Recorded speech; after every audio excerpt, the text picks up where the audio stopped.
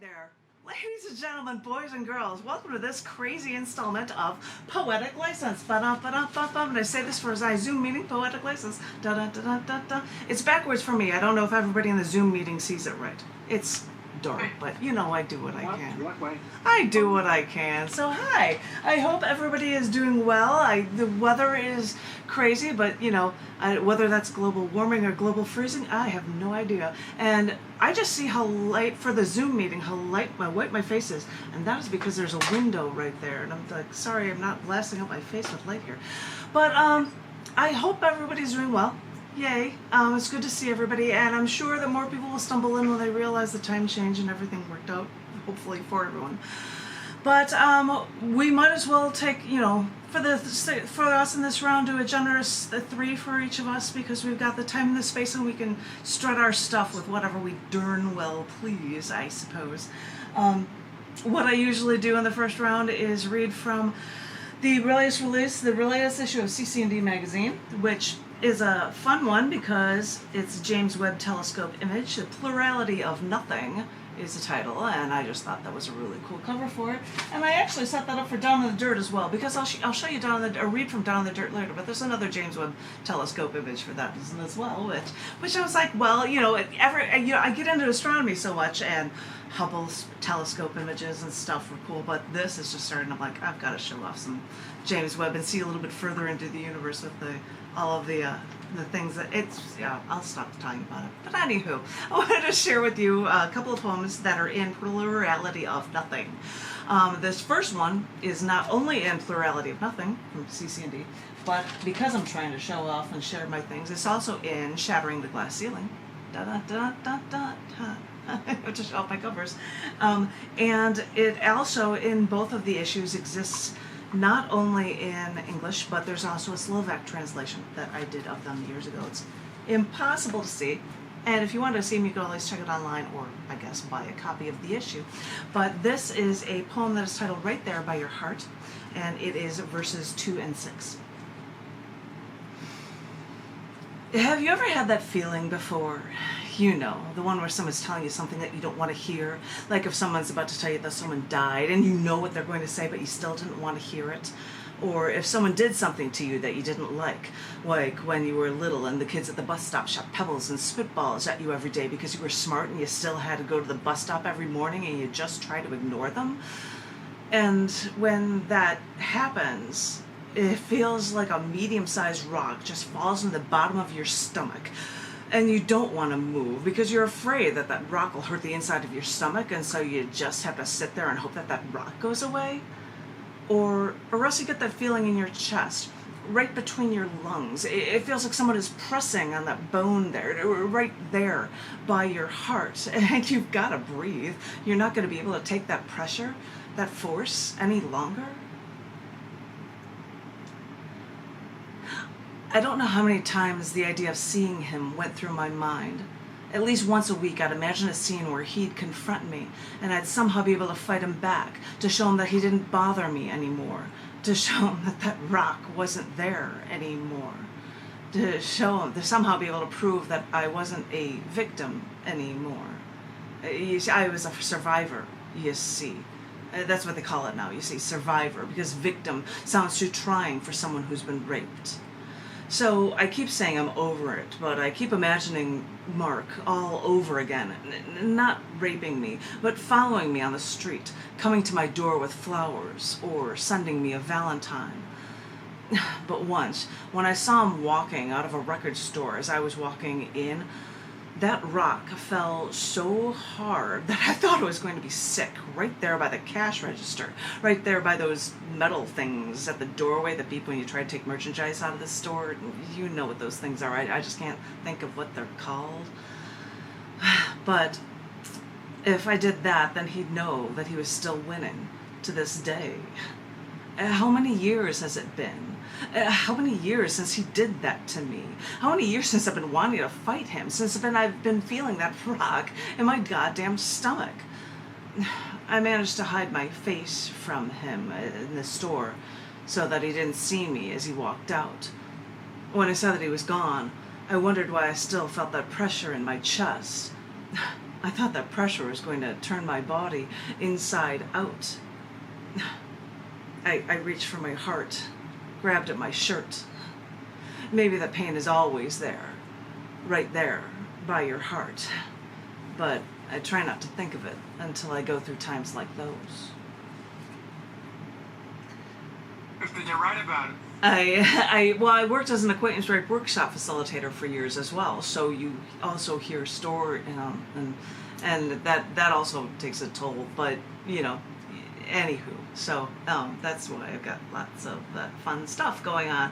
But as Tom would sometimes hear when I would get submissions from somebody that would send stuff for periodic table poems or periodic table stories, I would follow them up with a periodic table poem, and so I'm putting in one of those for you, and that'll be my second one for you guys from cc&d magazine.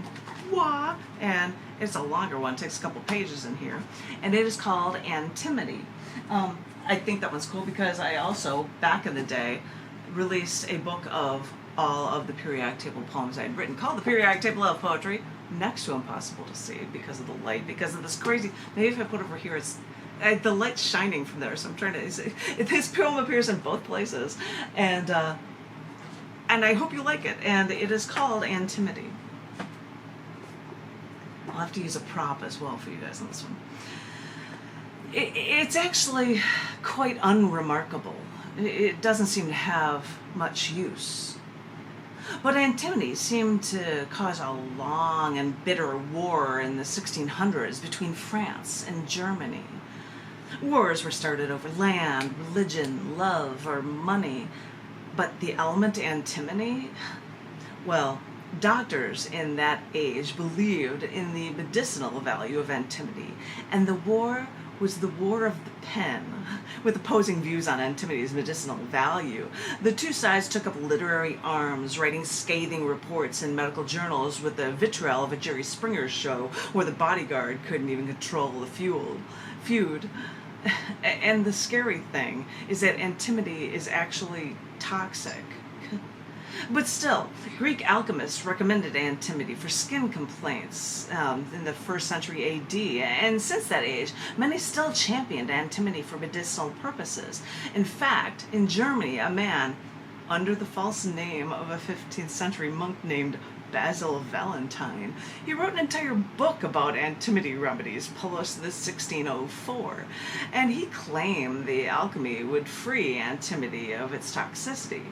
But just because it makes you vomit, does that mean it helps your body remove the toxins that ail you? The Egyptians even used antimony as a form of mascara. They called this toxic antimony sulfide nitrite a black eye powder called kohl, K-O-H-L. Later, Al-Qaeda chemists called the substance alcohol, which came to be a term to mean any powder that led to a 1600 Swiss alchemist to call this distilled extract of wine alcohol vini, which shows the trail from toxic eye makeup to intoxicating alcohol.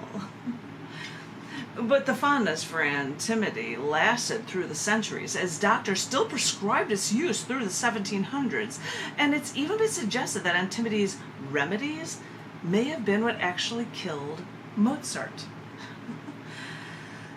Maybe they caught on to antimony by the next century because it became the element of choice for murderers looking to cause a slow, painful death to their victims. We use antimony now only in alloys for batteries or maybe to harden lead. But it's strange that antimony can have such a violent history, dipping its hand into everything from makeup to medicines to the later naming of alcohol to poisoning people. So I guess people don't know all the chemical conditions. Antimony can lead a colorful history indeed. That was, sorry, there's your antimony one, and that was something that John said to me when he was making wine. He said, Sauvignon Blanc, I want to make that.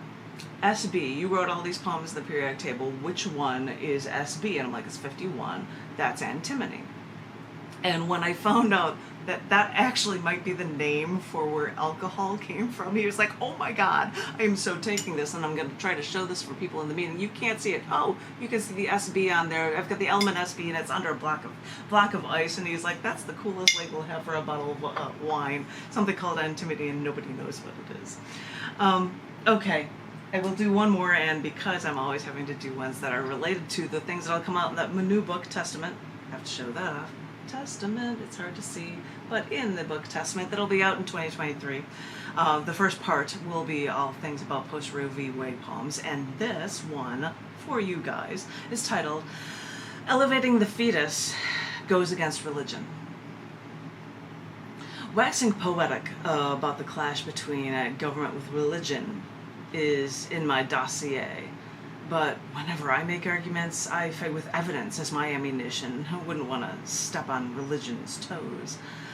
But if it's a religious argument you want, we can deliver that onto you as well. The Holy Bible disagrees with policymakers on when life begins. These restrictive laws even go against basic Jewish beliefs too. So why don't I pitch religious evidence out of the way that many also pick and choose what parts of the Bible they to believe in and follow in the first place. People from one clergy are suing the state of Florida because of their new abortion law. The lawsuit charges that this new law violates their freedom of speech, religious liberty, and the Constitution's Establishment Clause, quote, because it codifies a singular and exclusive religious belief with no plausible secular justification. So, even the religious agree with me, stating that there's no plausible secular justification for this in the first place. This religious lawsuit isn't the first one either. When 2 Christians, 3 Jews, 1 Unitarian Universalist, and a Buddhist argue in separate lawsuits that their ability to live and practice their religious faith is violated by the state's post-Roe abortion laws. If my logic and reason arguments couldn't sway you, maybe listening to those from multiple religions would.